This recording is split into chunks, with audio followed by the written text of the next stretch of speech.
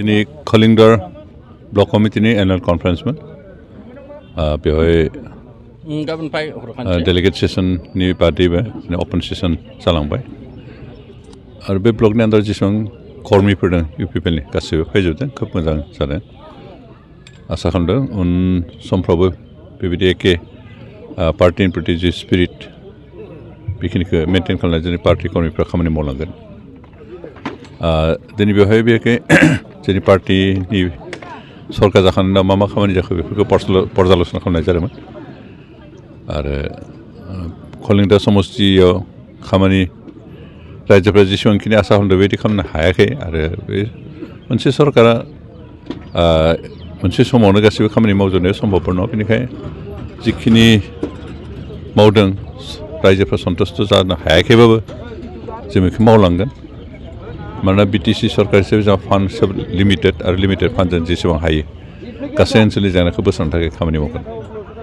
दिनै बे पार्टि कनफारेन्सआव गोबां गुबुन गुबुन जनगोष्ठीनिबो वार्कार दंमोन आरो गासैबो पार्टिनि जे जेंनाफोर ओमफ्राय जोंहा मा मावनो गोनां दं बेफोरखौ सावरायलायनानै उनफैगौ समफ्राव मारै खामानि मावलांगोन बेनिबो प्लान मोनसे लानाय जादों आसा खालामदों बे प्लाननि मथे जों खामानि मावलांनो हायोबा रायजोफोरनि जि आंखाल जि जेंना बेफोरखौ जों बोस्रांजोबनो हागोन दायो जिहेतु माने बिटिआर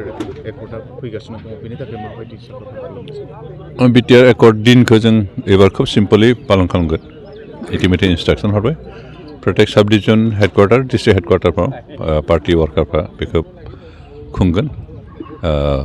हयथ' बे प्रसेसन बायदिसिना खालामनाय जागोन खोब बेबायदि जाकजमा खालामनाय सिम्पलनि खालामगोन आरो बिनि गेजेरजों थांनाय 2 बोसोर जों मा खामानि मावखो बेफोरखौ प्रसार खालामनानै रायजोफोरनो मिथिहोनाय जागोन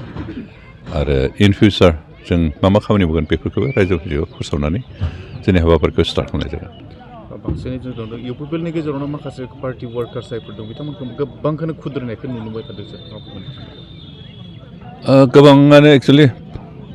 बिदि सरकार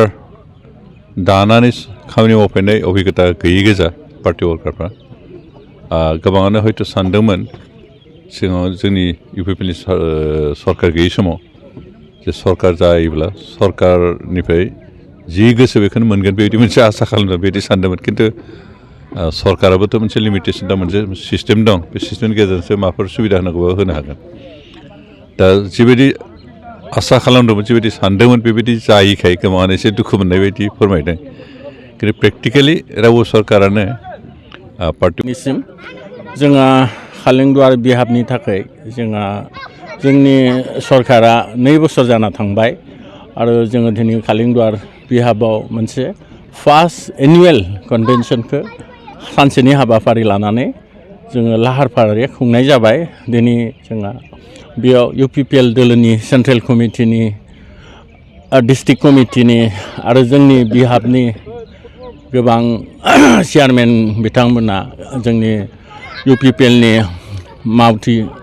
बिथांमोना दिनै हेफाजाब होनानै जोङो बे खुंफुंबाय दिनै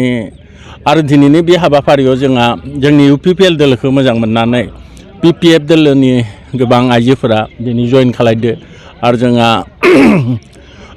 फरायसा आफादनिफ्रायबो रिटायार लानानै जोंनि बे इउपिपिएल दोलोआव